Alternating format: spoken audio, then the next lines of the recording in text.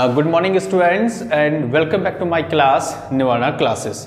बच्चों, आज के इस वीडियो लेक्चर में हम स्टडी करेंगे यहाँ पर इलेक्ट्रिक फील्ड लाइंस और उसके साथ वेरियस जो उसके पार्ट्स होते हैं उन चीज़ों को आज के इस वीडियो लेक्चर में हम स्टडी करेंगे। आज के टॉपिक को स्टार्ट करूँ, सबसे पहले मैं रिक्वेस्ट करता हूँ उन स्टूडेंट्स से जिन्होंने अभी भी हमारे चैनल को सब्सक्राइब नहीं किया तो प्लीज़ आप हमारे चैनल को सब्सक्राइब करें ताकि हमारे सारे वीडियो के साथ आप रेगुलर अपडेट रहें। ठीक है, so let's start today's topic electric field intensity. अब देखिए बच्चों, इलेक्ट्रिक फील्ड इंटेंसिटी, ठीक है, अब जब इलेक्ट्रिक फील्ड इंटेंसिटी की हम बात करते हैं तो क्या होता है कि इससे प्रीवियस जो टॉपिक मैंने आपको पढ़ाया था वो मैंने आपको पढ़ाया था इलेक्ट्रिक फील्ड।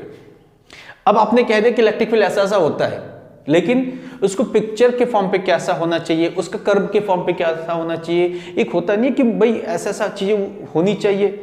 अब आपने तो क्या दिया, हम लोगों ने पढ़ लिया इलेक्ट्रिक फील्ड, लेकिन वो कैसा होगा, क्या वो सर्कुलर फॉर्म पे होगा, क्या वो एक स्ट्रेट लाइन के फॉर्म पे होनी चाहिए या कर्व के फॉर्म पे होनी चाहिए, कोई तो एक पर्टिकुलर शेप साइज होनी चाहिए ना।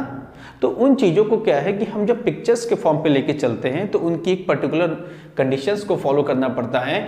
और इलेक्ट्रिक फील्ड इंटेंसिटी में हम क्या करेंगे, उन्हीं चीज़ों को यहाँ पर फॉलो करेंगे। ठीक है, अब देखिए, इससे पहले मैंने आपको बताया कि अगर हम जब प्लस चार्ज लेते हैं तो प्रीवियस टॉपिक में बताया कि प्लस चार्ज जब होता है वो क्या करता है कि जो उसका जो सरफेस है, मतलब कि जो फील्ड है वो आउटसाइड बाहर की ओर उसको मूव करता है, यानी कि प्लस चार्ज लाइक इस फॉर्म पे होना चाहिए। ठीक है, इसकी डायरेक्शन कहाँ होनी चाहिए, ऐसे आउटर साइड की ओर। तो ये चार्जेस क्या करता है कि इसके सराउंडिंग पे जो उसकी इलेक्ट्रिक फील्ड होती है उनको क्या करता है, ऐसे डिस्क्राइब करता है। तो इन चीज़ों को जब हम डिस्क्राइब करते हैं और जब इसके लिए कोई पर्टिकुलर लाइंस को हम लेते हैं तो उन लाइंस को बोलते हैं यहाँ पर इलेक्ट्रिक फील्ड लाइंस। और इलेक्ट्रिक फील्ड लाइंस को याद रखना है, इसको और करके हम ये भी बोलते हैं लाइंस ऑफ फोर्स। क्या बोलते हैं, लाइंस ऑफ फोर्स। क्यों लाइंस ऑफ फोर्स बोलते हैं, because E equal to F upon Q naught, E equal to F upon Q naught. कोई भी चार्जेस जब फोर्स को रिप्रेजेंट करता है, फोर्स को फॉलो करता है, फोर्स को फील करता है, तो फील करने के लिए क्या चाहिए, एक लाइनिंग भी होनी चाहिए। That's why it is also called lines of force and electric field lines. So electric field lines क्या हुई कि जब कोई भी रेज इलेक्ट्रिक फील्ड को रिप्रेजेंट करती है तो उन लाइंस को हम बोलते हैं इलेक्ट्रिक फील्ड लाइंस।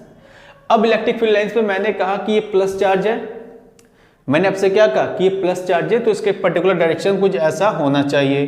तो ये भी तो हो सकता है कि कोई कर्व अगर ऐसे करके हो, हमने कुछ कर्व को ऐसे करके ले लिया, तो जब कर्व को लेंगे तो उसको कुछ पर्टिकुलर पॉइंट्स सेलेक्ट करते हैं, suppose that A, suppose that B and this one is C.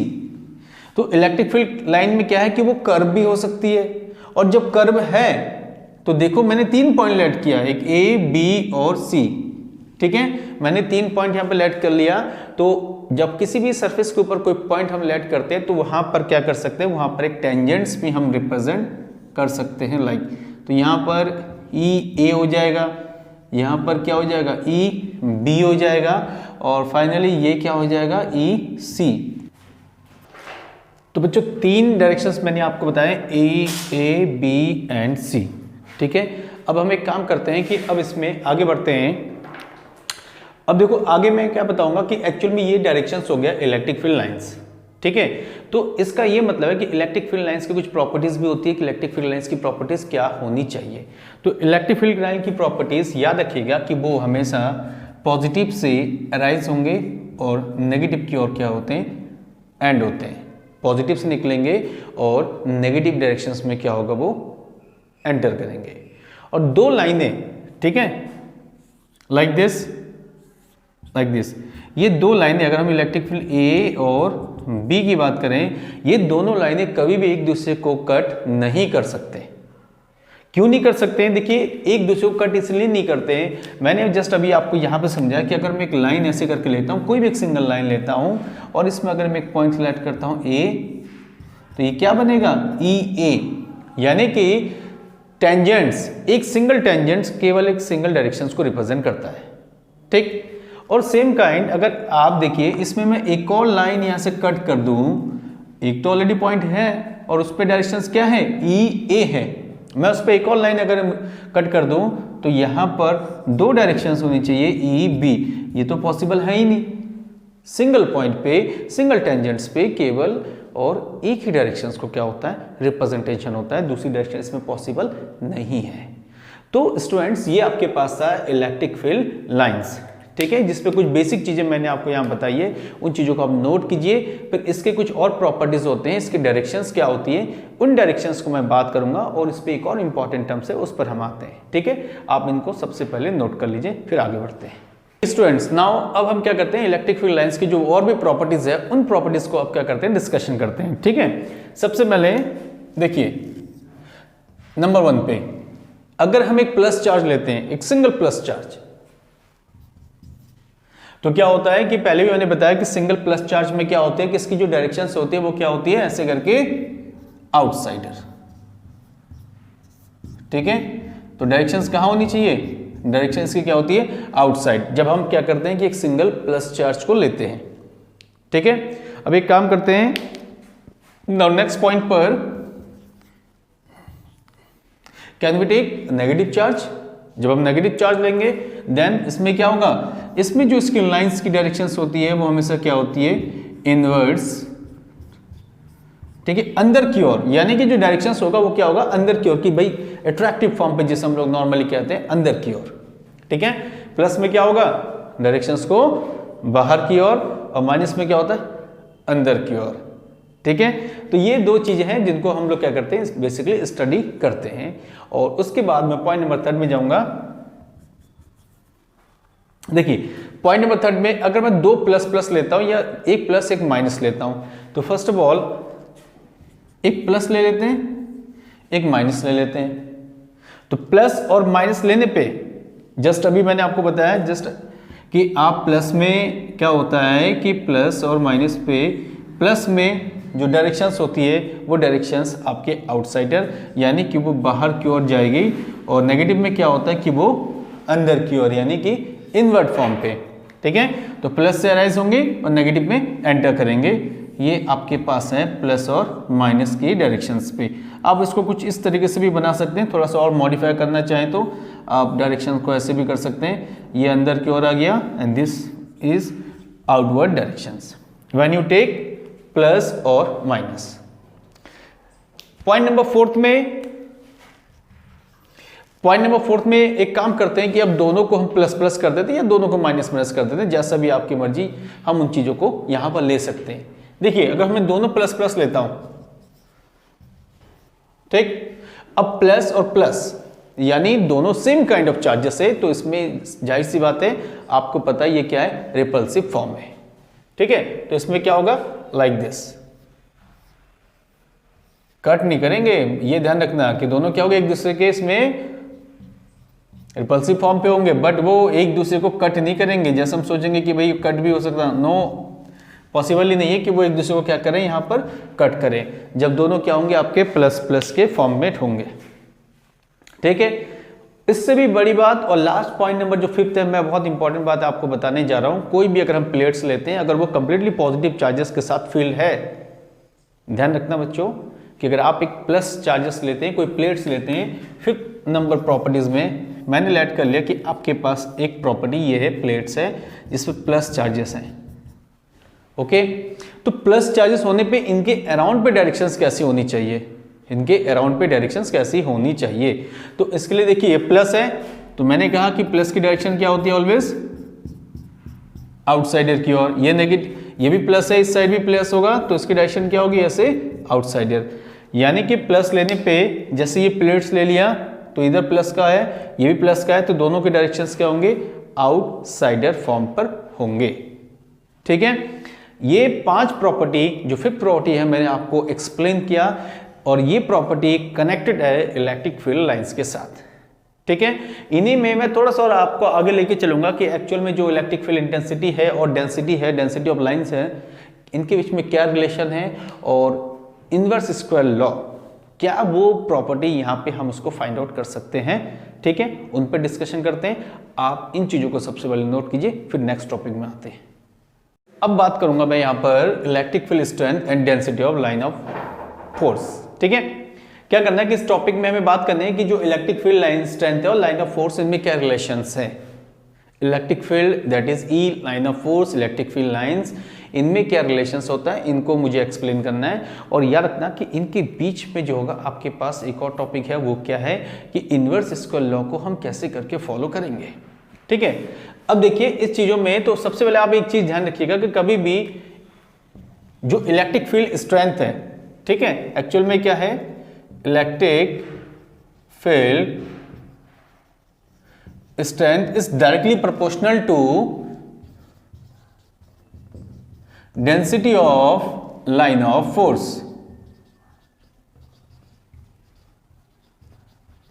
Density of line of force, ठीक है, हमेशा क्या होता है कि इन चीजों के डायरेक्टली प्रोपोर्शनल होता है।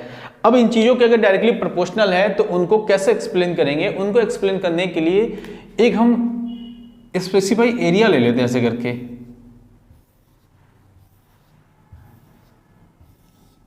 ओके, मैंने एक आपके पास यहाँ पे इलेक्ट्रिक फील्ड लाइंस को लेकर स्पेसिफिक एरिया ले लिया, और एरिया लेने के बाद, ठीक है, मैं यहाँ पे 2 पॉइंट्स आपको लेट करूंगा, लाइक ऐसे करके ये आपका पॉइंट हो गया P, और एक और पॉइंट लेता हूं मैं यहाँ पर, कोई सरफेस टाइप में हो गया, दिस वन इज Q। तो स्टूडेंट्स आप देख सकते हैं कि यहाँ पे जो इलेक्ट्रिक फील्ड लाइंस है वो वेरी क्लोज है, और इस साइड में जो इलेक्ट्रिक फील्ड लाइंस है वो धीरे धीरे क्या होता है, उनके बीच की जो डिस्टेंस है वो क्या हो रही है, यहाँ पर बढ़ती हुई चली गई। और जस्ट अबव मैंने राइट किया, electric field strength is directly proportional to density of line of force. जैसी लाइन होगी उसके बेसिस पे आपके इलेक्ट्रिक फील्ड लाइंस वैसे ही होने चाहिए।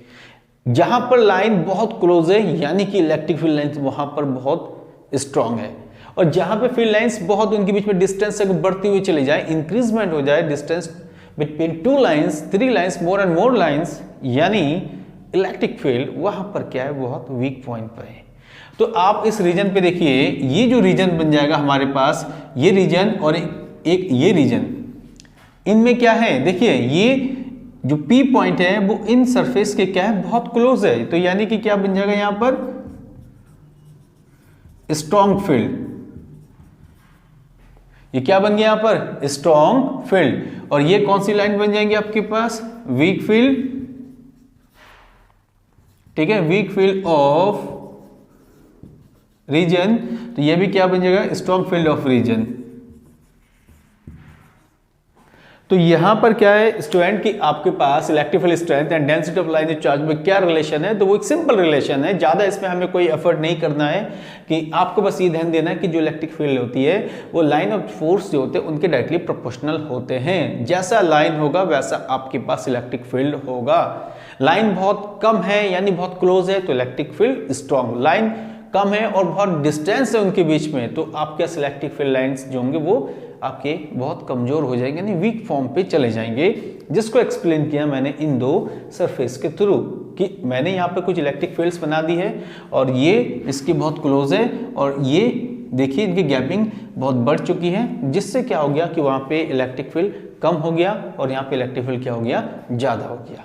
ठीक है, अब क्या है कि इन्हीं को लेकर हम डिस्क्राइब करेंगे, क्या कोई हम लोग इनवर्स स्क्वायर लॉ को इसमें फॉलो कर सकते हैं, बना सकते हैं। ठीक है, उस चीज पर यहां पे बात करते हैं।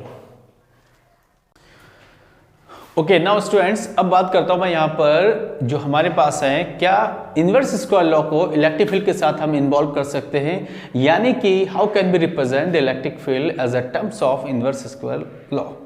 ठीक है, बहुत इंपॉर्टेंट है, और इस चीजों को एक्सप्लेन करने के लिए सिर्फ प्रीवियस में जो मैंने डायग्राम बनाया था जस्ट वैसा मुझे एक डायग्राम यहां पर क्या करना है, बनानी है। ठीक है, तो देखिए आप सबसे पहले कि एक हम एक्सिस के फॉर्म पे ले लेते हैं। ठीक है, कोई प्रॉब्लम नहीं है। एक्सिस के फॉर्म पे लेने के बाद मैं यहाँ पे कुछ स्ट्रक्चर कुछ ऐसे बनाने की कोशिश करता हूं।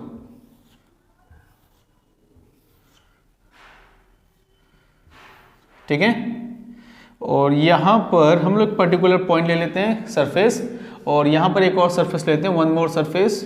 ठीक है, ये हो गया P और ये हो गया Q। ओके, ये आपके O पॉइंट पे हो गया, और कोई एक चार्ज लेते हैं Q, जिसके थ्रू क्या बनेगा, आपका इलेक्ट्रिक फील्ड बननी चाहिए। ठीक है, तो let OP this equal to R1, OQ this equal to R2। यहां से इसकी डिस्टेंस कितनी है, R1 है और यहाँ से इसकी डिस्टेंस कितनी है आपके पास, R2 है।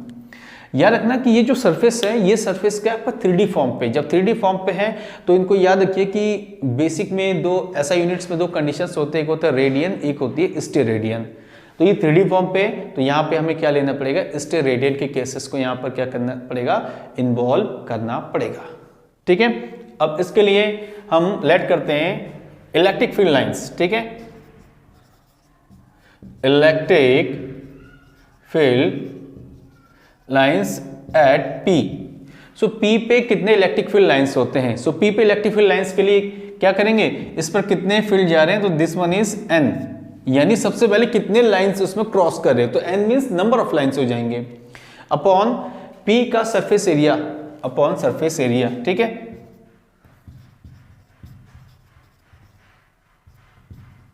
एरिया, तो यहां हो गया this equal to N upon और surface area like this delta A।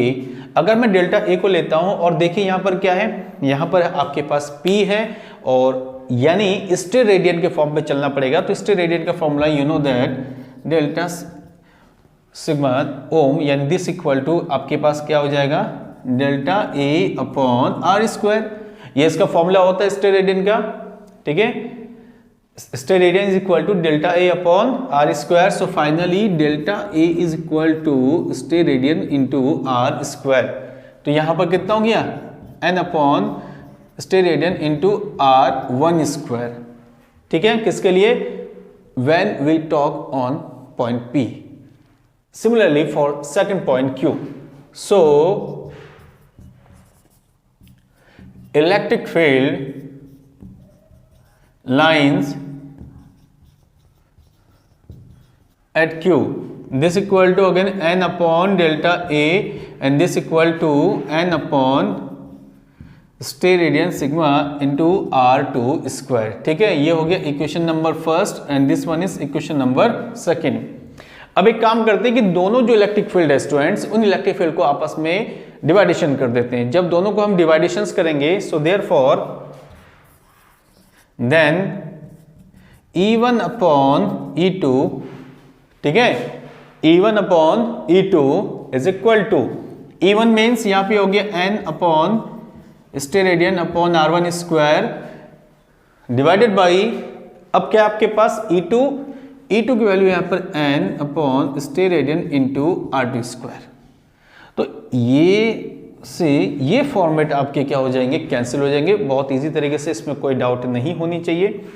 And this equal to, जब इनका रेसिप्रोकल फॉर्म पे जाएंगे, सो ये हो जाएगा R2 square upon R1 square. So E1 upon E2 equal to R2 square upon R1। देखिए क्या यहाँ पर E1 है, तो बच्चों यहाँ क्या होना चाहिए था, R1 होना चाहिए था, या E2 है तो यहाँ पे R2 होना चाहिए था, बट नहीं, वो क्या है, एक दूसरे के रेसिप्रोकल फॉर्म पे है। दैट्स वाई, दैट इज करके आप उसमें राइट करें simply E is inversely proportional to R square. तो हम लोग क्या कर सकते हैं, इनवर्स स्क्वायर लॉ को ऐसे करके उसको फॉलो कर सकते हैं और ऐसे करके हम उन चीजों को डिस्क्राइब कर सकते हैं कि इनवर्स स्क्वायर लॉ को क्या इलेक्ट्रिक फील्ड के साथ इन्वॉल्व करना पॉसिबल है, तो आप इसको ऐसे करके सॉल्व कर सकते हैं। अब इन्हीं चीजों पे क्या है कि मैं ग्राफ भी बना सकता हूं, आपको ग्राफ भी रिप्रेजेंटेशन कर सकते हैं हम लोग। ग्राफ कैसे होंगे, देखिए ये है, ठीक है, तो कोई परेशानी नहीं है, इसको ले लो E और ये हो गया R स्क्वायर। तो इसके लिए ग्राफ क्या होगा, इसके लिए ग्राफ कुछ इस फॉर्मेट में आना चाहिए कि E और R स्क्वायर के बीच का ग्राफ, ठीक है, ये कर्व का फॉर्म होगा, तो वो रिप्रेजेंटेशन करेगा इनवर्स स्क्वायर लॉ को। ठीक है, सो स्टूडेंट्स ये आज के वीडियो लेक्चर में इतना ही था, और अगेन आपसे रिक्वेस्ट करता हूं कि हमारे सारे वीडियो के साथ अपडेट रहने के लिए हमारी चैनल निवाना क्लासेस को आप अपने यूट्यूब से सर्च करके सब्सक्राइब जरूर करें, और साथ ही साथ अपनी जो फीडबैक है हमारे कमेंट बॉक्स में जरूर दें। कल फिर हाजिर होंगे एक और वीडियो के साथ।